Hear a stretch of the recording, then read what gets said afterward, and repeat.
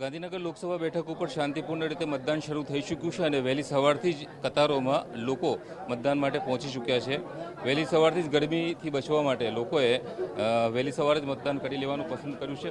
કયા મુદ્દાઓને ધ્યાનમાં લઈને વહેલી સવારે મતદાન કરવા માટે પહોંચ્યા છે? ઠંડીની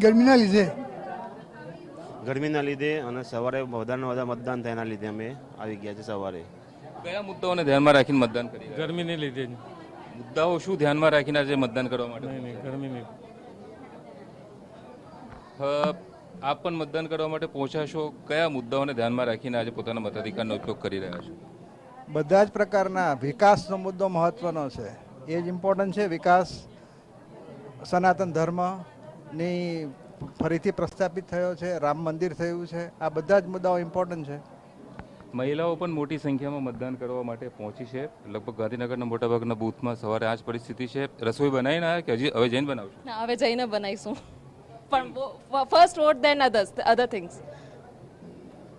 આપ કયા મુદ્દાઓને ધ્યાનમાં રાખીને મતદાન કરી રહ્યા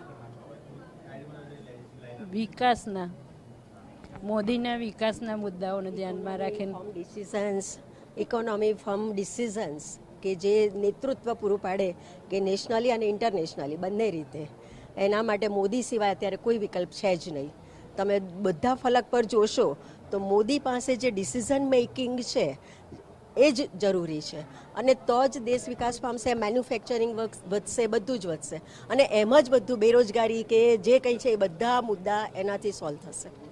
ગરમીથી બચવા વહેલા આવી ગયા કે ઘરનું કામ જઈને કરવાનું બાકી? કરીશું કામ, પહેલા વિકાસ મુદ્દો, પહેલા મતદાન પછી ઘરનું? હા, પછી પહેલા મતદાન પછી ઘરનું કામ। પહેલા મતદાન પછી ઘરનું કામ। ગરમીથી બચવા માટે પણ લોકોએ વહેલી સવારે જ મતદાન કરવાનું પસંદ કર્યું હોય એમ મોટાભાગના જે ગાંધીનગરના બૂથ છે ત્યાં આ રીતે જ કતારો જોવા મળી રહી છે। કેમેરામેન નવનીત દરજી સાથે યુનુસ ગાઝી, TV9 ગાંધીનગર। નગરમાં મતદાતાઓનો મિજાજ વહેલી સવારથી જ મતદાતા પહોંચી રહ્યા છે વોટિંગ કરવા।